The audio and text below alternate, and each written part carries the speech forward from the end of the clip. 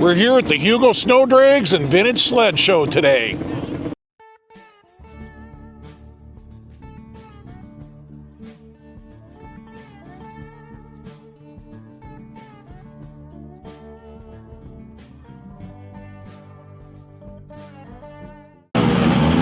All right, this is Chet in the near lane, right-hand side of the picture right now.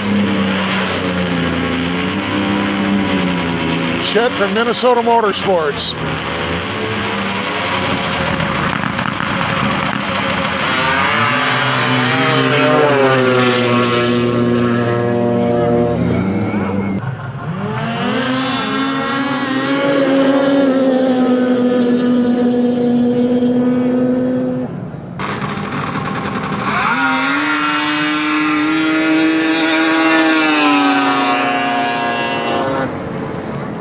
All right, so we're here in the pits. Obviously, you guys have seen this before, and look at the cooling system. That's pretty clever. You just throw a running board cooler down on the ice, run the motor a little bit, things are good. All right, more pit action. Back to it. Here we go. He's got the laptop out. We know he's fuel injected.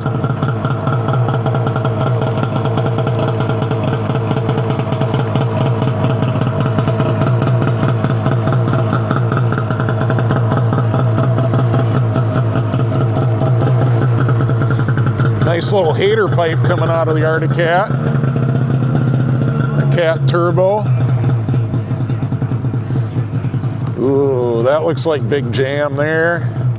Nice big fat pipes on that Skidoo. Crossfire 800. CFR 800. Another Crossfire.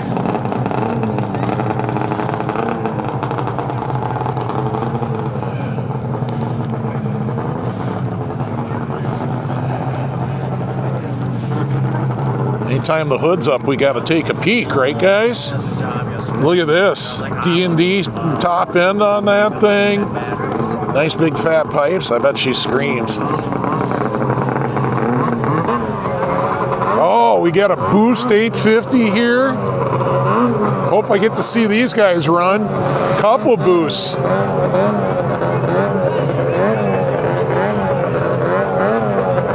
Summit. Another Polaris there.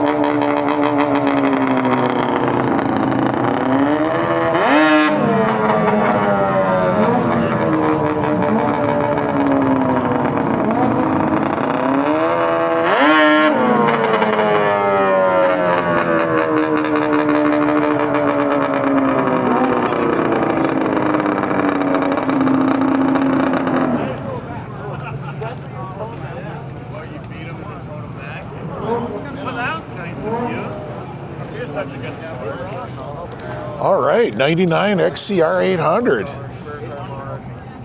Sweet.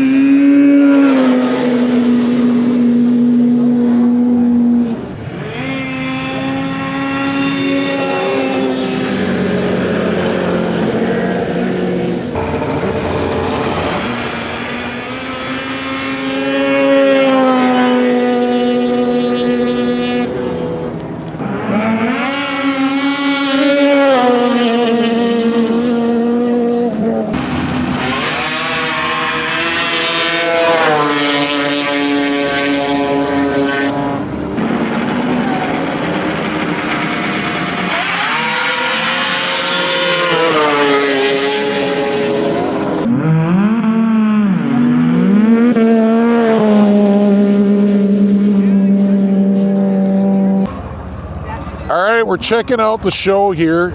It's kind of small. Obviously, it's Tommy's sled. You can go back and find where we built this sled on the YouTube channel. Definitely check that out. Everybody loves seeing this, and it's always here. It says it's Kyle Foss's 1973 Arctic Cat Lynx. It's obviously a 303 Wankel with a turbo. Or is that a 295? Oh, that might be a 295. Yes, I believe it is a 295. I don't know. If you know how to tell by a glance, tell me. But at any rate, it's a Wankel with a turbo. All right, we got Dwayne Shelley's RV here. Super nice little RV. Very cool. All right, checking out the rear engine stuff. We got a 1963 Polaris Snow Traveler. Says it's owned by Nick Novak. We got this cute little 120 all done up in purple. 72 EXT 400. That was a hot little sled for 72. All right. Wondering why this isn't racing. Must be a speed run sled rather than, rather than a drag sled. But 2023 IQR. This Plus X, very clean, very nice. Nice Mach 1. All right. We got a 97 Ultra SP next to, well, kind of looks like a 97 XC700 with that seat on it, but you never know. They can be converted. Let's take a look. This is Scott Evans.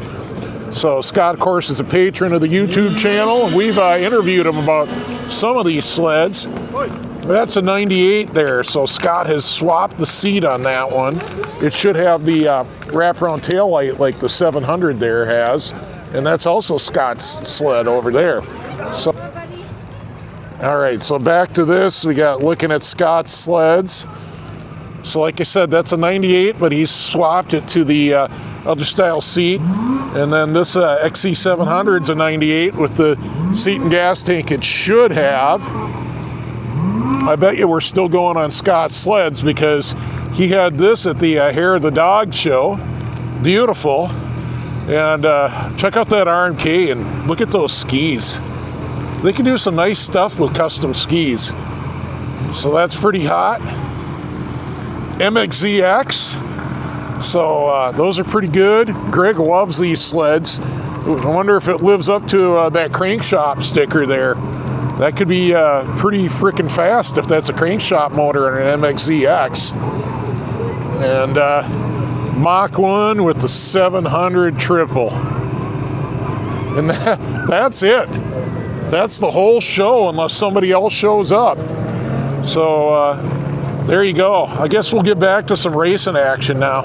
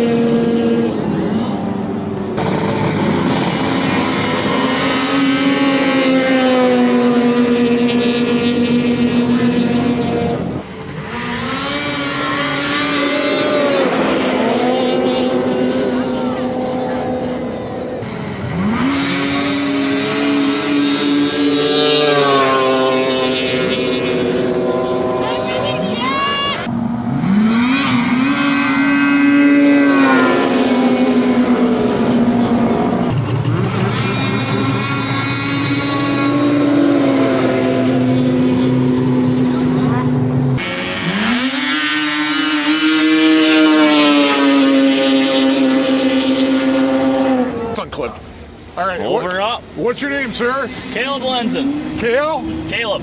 Caleb. Yes, sir. Awesome. Caleb's showing off his, we're going to call it a Survivor Ultra here. Yeah, we can, with the quotes around it, Survivor. It's not been restored. No, it's not. What kind of pipes you got, Caleb? PSIs. Nice. And what else have you done? Carbs have been gone through. Right jetting and all of it for the pipe. You guys cleaned the carbs? Yes, You're kidding sir. me. I drink Yes, the beer sir. supervised. And then I got a EPI clutch kit on it too. EPI clutch kit? All right, that's the end of this. Yes, sir.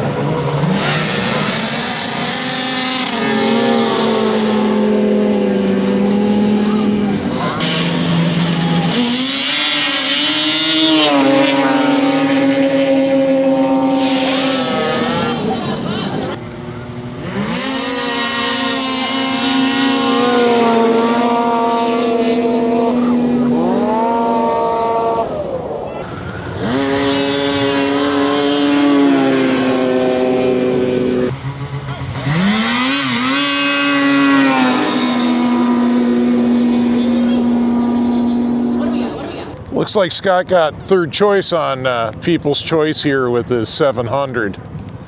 Very nice.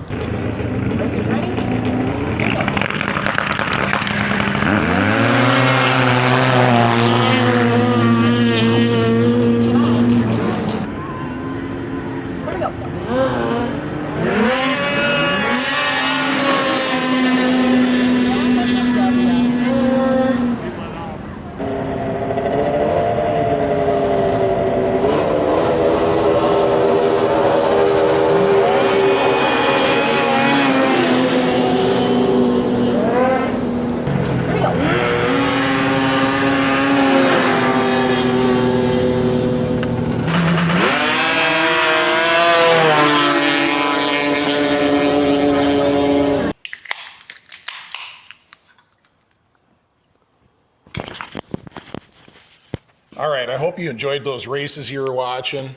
That was my first time at snow drags, so I did what I could to film them and edit them and keep moving along.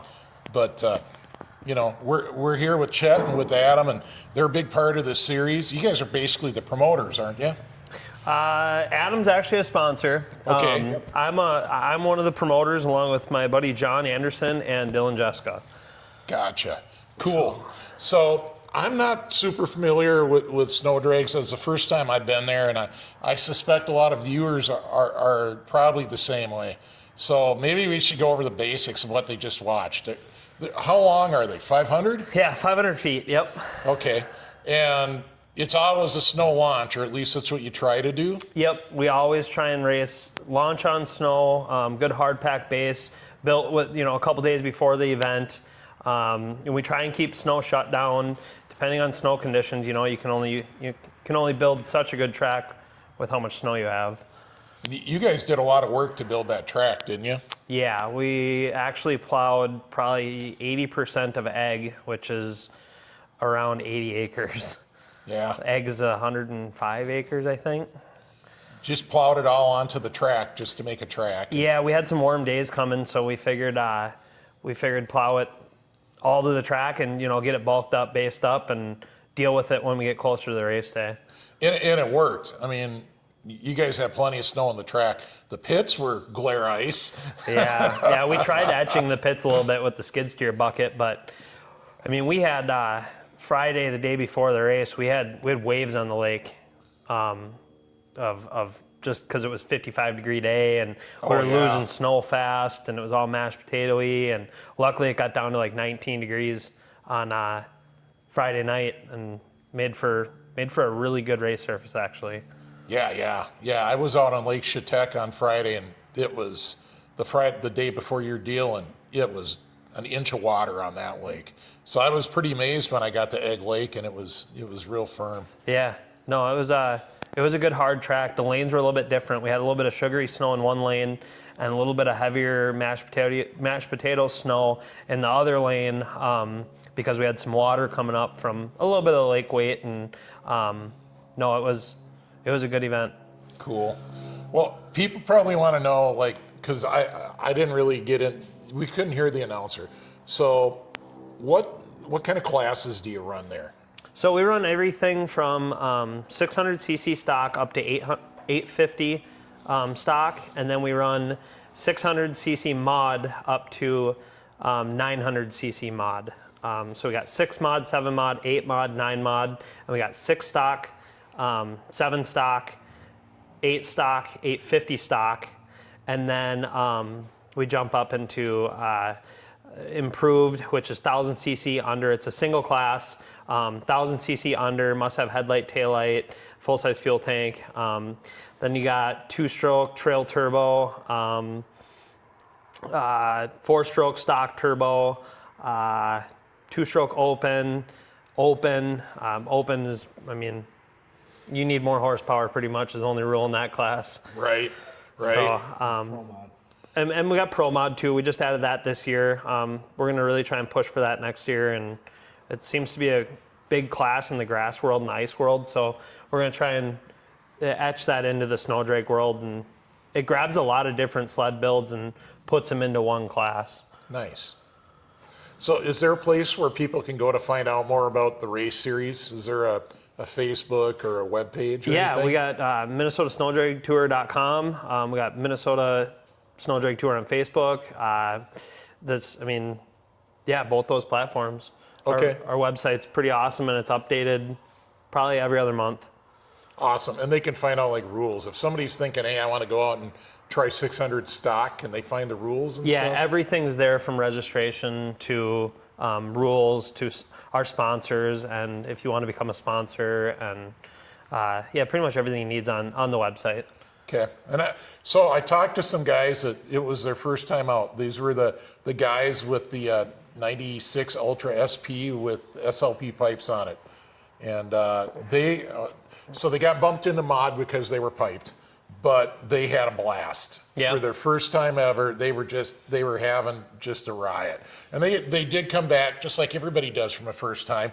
They came, by the time I talked to them, they had a long list of things they were going to do different next time. Yep. So that's pretty typical. You guys, when you watch this, you got to realize these sleds are serious. These people have been doing it for a while, but by all means, you want to try to get into it. Come out and bring whatever you got and give it a try and learn from the other people in the pits. Yeah. Walk around and see what they're doing. If you don't start, you're never going to start. I'm an open hood guy. I mean, if you got any questions or anything, come on over. I mean, I'll tell you everything that's done to my sled and what I screwed up on and what the do's and I'll teach you the do's and don'ts before you do them, because I don't want to see you go through it like I did. And you get one more racer for your series then. Exactly. Yep. Yeah. We're growing pretty fast. It's only our third year in, and man, it's a snowball effect for sure. Yeah. Well, I got to say, part of the reason you guys are growing is because that whole event was really awesome. And I know Chet's dad's over there in the corner, but he had a lot to do with it. We saw him down in Hugo prepping and stuff. And it was just really well run. They hooked up with the local club. The parking was well executed. Everybody had a good view of the races. They had a nice, I don't know what you call it, like a nice bar area right on the starting line where you could get a beverage, stand by a fire, and you could be really close. Yeah. You probably could see that from my videos because they had plywood there to protect all the onlookers. Yep. But the whole setup was awesome and just very well organized. Yeah, no, it's we've been to many events, and we see what we like about the events, what we don't like about the events, and we tried to put that all into application in Hugo for that race, and it a lot of sleepless nights, but it turned out really well and pretty much how we wanted it. Awesome.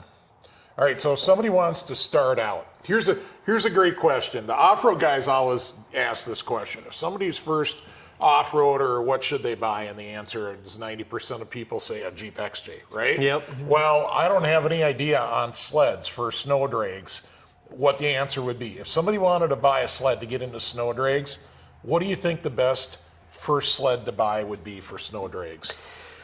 Hoofda.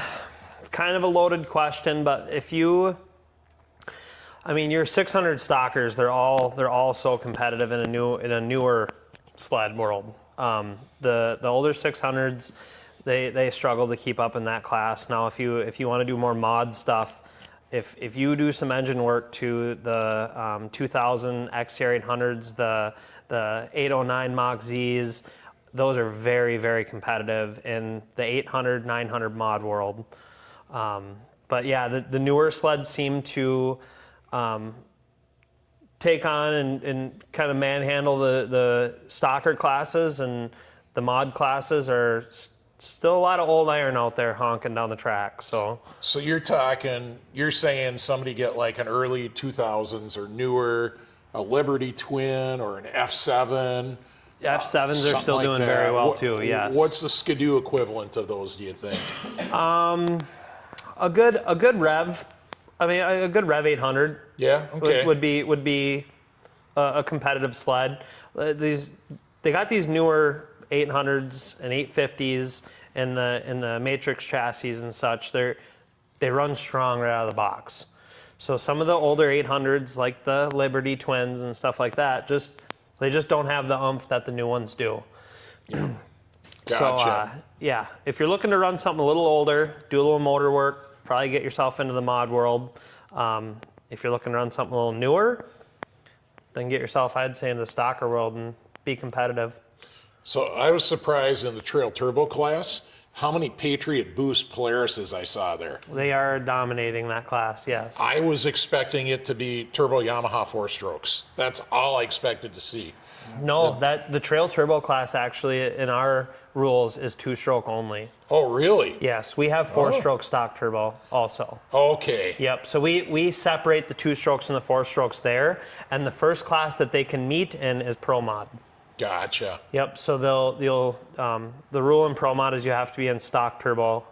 Anything else can pretty much be done. You just have to run stock turbo. Gotcha. It's your restrictor plate, basically. Gotcha. Okay, so you guys don't actually care about mile an hour or ET. You only care about first one across the line, right? I mean, when it comes down to testing, yeah, we do care about our ETs and we care about our mile per hour, because technically then, that's the closer you can get those two numbers together, that's the faster you're going to be. For testing, for sure. But when it comes down to the track, no, we really do not pay attention to mile per hour at all. It's just having that bumper ahead of the next guy. And I walked up and I checked the brackets, and I kept hoping, because I'd just been to the speed run in Chisago, maybe they'll have some mile an hour or some times or some seconds. Nope, it's just straight up who won, who was the first. So yeah, Cook County just bought a new tree this year, and they're still getting used to it. It does do mile per hour, ETs, and all that, but they're still getting used to it. I mean, it was an $18,000 purchase for the tree. Holy cow. That's who we hired to come run our show down in Hugo with that fish house, and yeah. They do a great job. We actually run 2 points races with them up in Grand Marais, and yeah, they do a good job, and it sounds like they're starting to get the ETs and the speeds figured out. Yeah, they did a really good job, except for when that one guy ran into one of the lights or whatever went down. Yeah. It's racing. Yeah, some people don't like to get out of it and set their skis back down because you're that close. Yep. And speaking of the fish house and the announcing, your announcer was fantastic. Yeah, Steph, she's super good. She's famous for the "Here we go" saying when we are about to drop the green, but she was very entertaining, and one of the things I liked the best is she called everybody up there by name, even the new people that had never been there before. She's calling them by name, and somebody go find Caleb, get him up here. Yep. You know, and it was awesome. That really, I thought that really enhanced the whole family aspect of this. Yep, absolutely. And there are a lot of families out there. They have kids classes. Obviously, a lot of wives run sleds for weight reasons. Yeah, we run into that. Yeah, we run into that. We don't have any weight restrictions right now, just because we're still trying to grow this. Yeah. It's still new, and we don't have the sled count we want. We have a good sled count, but I always want more. I don't know how you could have done more. There was 259 races, I believe, that day. Yeah. We actually we had 300 pit wristbands, and I thought that was going to be plenty, and we only had 30 left after the day, actually. Holy cow! So it was. But I mean, they are running race after race after race. That's what's fun about it. Yeah, it's consistent, and for a spectator's aspect, you know, it's consistent and it's nonstop. And the big action, so here's one huge distinction between this and speed runs. Speed runs, people leave soft off the line, and the action's at the big end of the track where you don't want to be. It's a mile from everywhere. They're going by you at 100 miles an hour. It's not safe to be standing down there. Yep. At these, all the action's at the starting line. Yeah. The big jam, they're hard off the line. Skis in the air, and it's where the spectators are standing. It makes for an incredible show. I was halfway down the track, and sorry, folks, next time I think I've learned my lesson, and I'll position myself way closer to the starting line. Yeah, no, the starting line's intense. It's a lot of fun. I mean, you get sleds out there like Adam's here. He's got a 2017 998 Arctic Cat turbo, and I mean he's just shy of 400 horse. So Adam's leaving the line at like 38 pounds of boost. Oh, there's a question. So today we're filming this the day that the walk around we did back in January came out on YouTube. And one of my viewer questions is people wanted to know how many horsepower your various sleds are. And if you don't want to say it, that's certainly, you don't have to. 100%. I've really only had one of my sleds on the dyno. And that's the 1400cc on nitrous. We're running about an 80 horse shot on it, and it makes about 380 horse at the crank. So that's a two-stroke 1400. Two-stroke Thundercat based PSI big bore top end with a wet kit nitrous setup on it. Is that's the sled you were working on when I was here in January? Or is that not it? You had a purple crankcase? Yep. Okay. Yep, that's the sled. All right. Wow. Well, there you go, folks. And Chet's got a lot of modded out XCR 800s, and this is an XCR 700, like a unicorn motor. Yep. But touched by Doug Flannery. Yep. So it's got a lot more jam than my unicorn. Yep. Yeah, they go good. It's a lot of fun, and you know, it's like racing. It's always things to be gained. You know, it's 55 degrees out. We have 2 races left. We're still working on this thing. I mean, I took stator out of this today and put it back in, having a little bit of a spark issue, but I mean, it's all summer. We're already brainstorming our new build for next year. And I'm going the opposite direction and brainstorming one-lunger builds. But less horsepower. I want more horsepower. Yeah, my one-lunger would just about start your motor.